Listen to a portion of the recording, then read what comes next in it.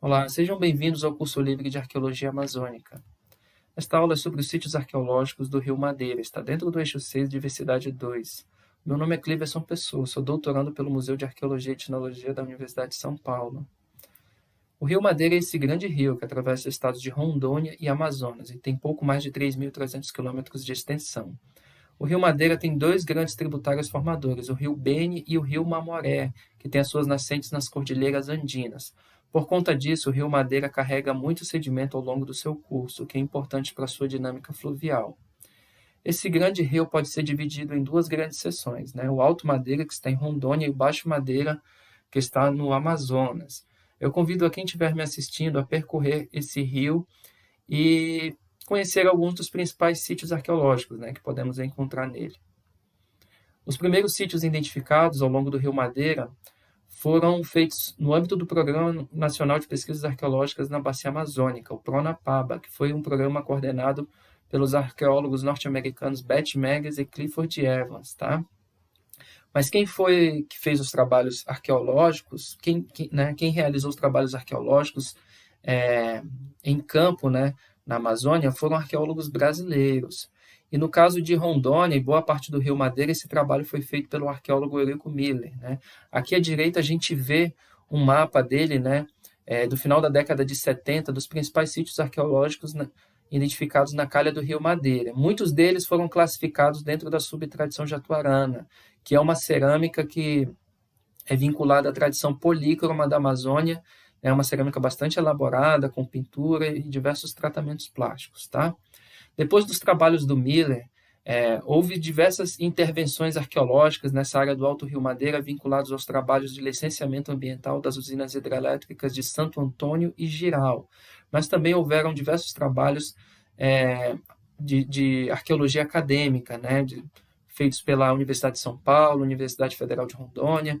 Então, isso ampliou aqui o panorama, né, de identificação dos sítios arqueológicos. Tanto é que temos aqui pelo menos 5 tipos de sítios, né? Sítios com terra preta, que estão aqui nas últimas cachoeiras, sítios com geoglifos, né, que é uma manifestação que tem a ver com o estado do Acre, mas alcança aqui a ponta do Abunã, sítios com petroglifos, né, aqui em azul, que estão principalmente ao longo das cachoeiras, sítios sem terra preta, né, a maioria dos quais aqui, esses pontos laranjados, né, são a maioria dos sítios que ocorrem na calha do Rio Madeira, de fato, né, pelo menos aqui nessa área do Alto Curso, né, e não são sítios menos importantes, esses sem terra preta, tá bom?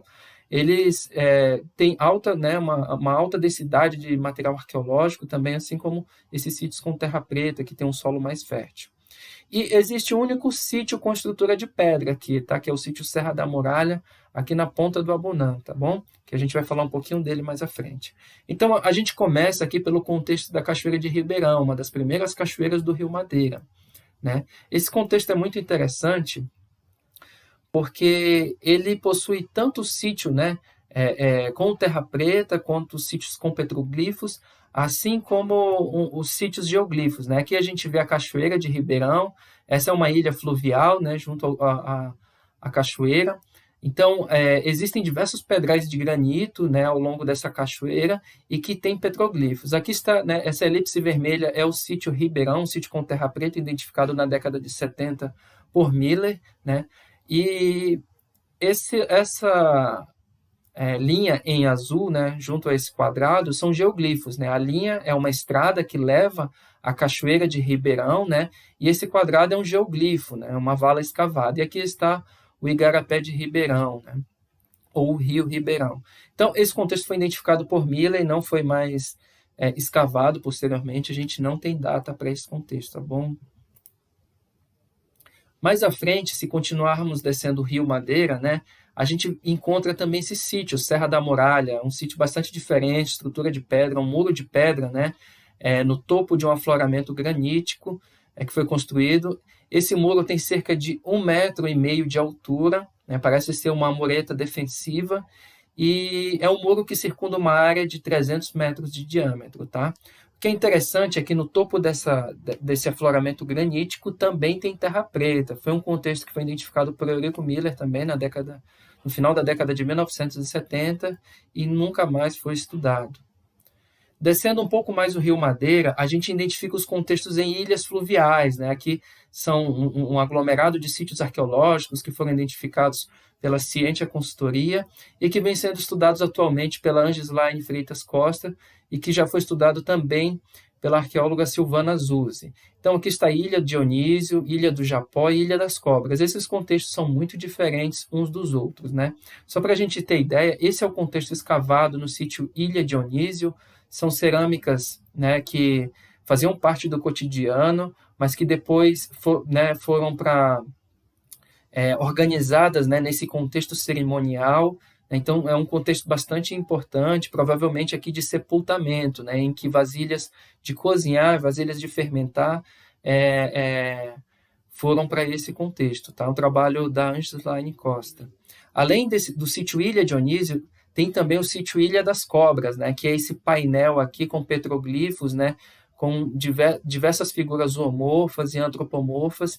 Esse foi um scan feito em 3D por Renato Kipnis e colaboradores. Tá? Se a gente descesse um pouco mais o Alto Rio Madeira, né, iríamos nos deparar com a maior cachoeira que existe, né, entre as 20 dessa área, tá? Que é a Cachoeira do Teotônio e, por fim, a Cachoeira do Santo Antônio. São as duas últimas cachoeiras, né, do Rio Madeira. E aqui existem diversos sítios arqueológicos, né, sítios com terra preta, sítios sem terra preta e diversas tecnologias cerâmicas também circulam. Bom, o sítio Teotônio e o sítio Santa Paula foram identificados por Miller, mas vêm sendo estudados, né, principalmente pela Universidade de São Paulo e pela Universidade Federal de Rondônia, respectivamente, em diversas etapas de sítio-escola. Tá?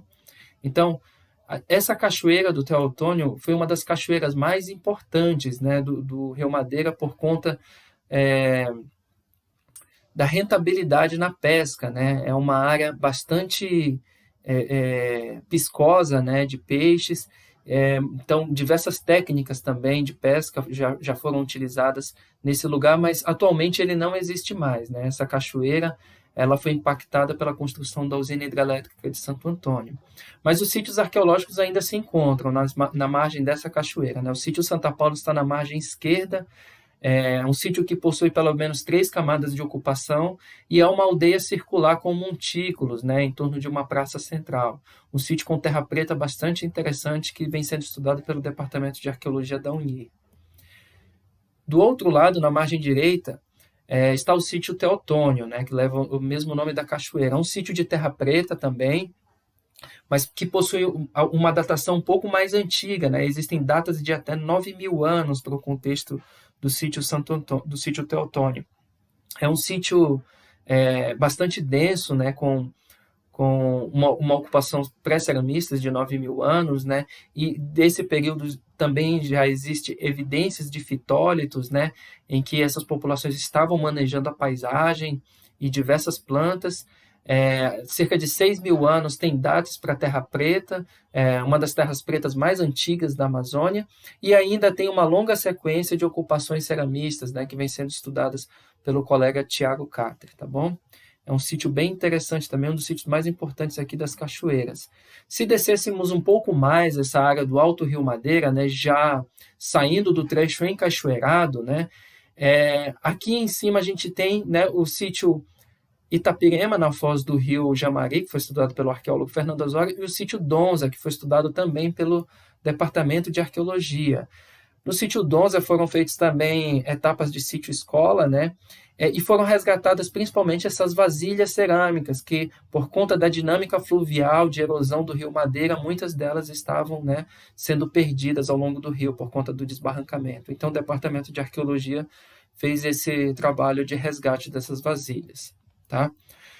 Indo para o Baixo Rio Madeira, a gente encontra no médio curso, né, o que se chama de buffer zone, uma zona tampão. O que seria isso? Né? Uma zona de amortecimento que provavelmente separa 2 grupos. Né?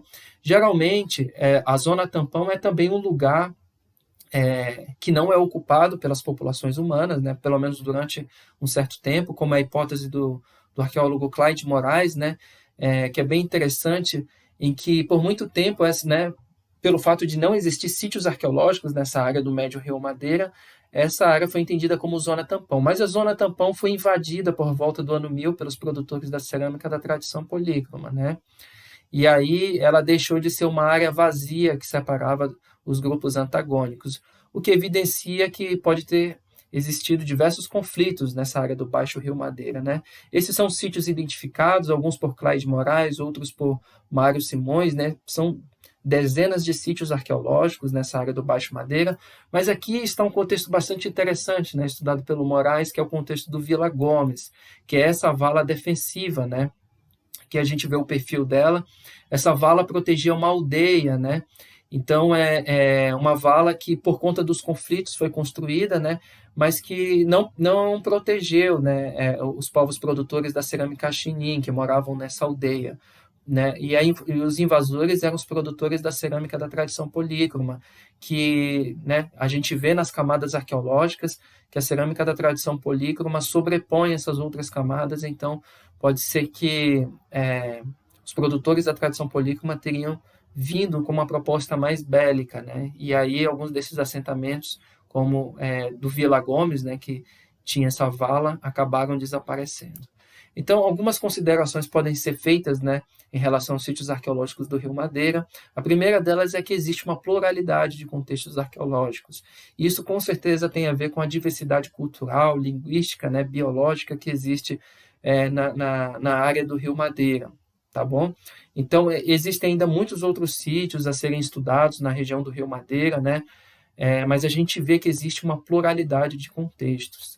Há diferentes interpretações arqueológicas também, que têm vinculado principalmente, né, as expansões Tupi, as expansões Aroac, né, esses modelos antropológicos têm sido incorporados na interpretação arqueológica, o que né, tem enriquecido bastante as pesquisas. E todas têm como consenso a reconstrução da longa trajetória indígena, o que é muito importante. Ao mesmo tempo, né, essas exuberantes paisagens que podemos ver na área da região do Alto Rio Madeira, né, e os sítios arqueológicos também que estão ali vinculados, estão, né, sob uma ameaça, que são de novas construções de usinas hidrelétricas nas cachoeiras a montante. Então, por mais que esses materiais sejam resgatados, a gente corre o risco de que muitas dessas paisagens, né, que foram construídas há mais de 10 mil anos em ocupações ininterruptas possam desaparecer, tá? Então, eu deixo como sugestão de leitura essas referências bibliográficas, que são os trabalhos mais recentes que tem para a região do Rio Madeira, né? E também outros dossiês, né? Como do boletim do Museu Emílio Guild, né? E do Caderno Quatro Campos, tá bom? Muito obrigado, agradeço aos organizadores do curso livre de Arqueologia Amazônica. Valeu!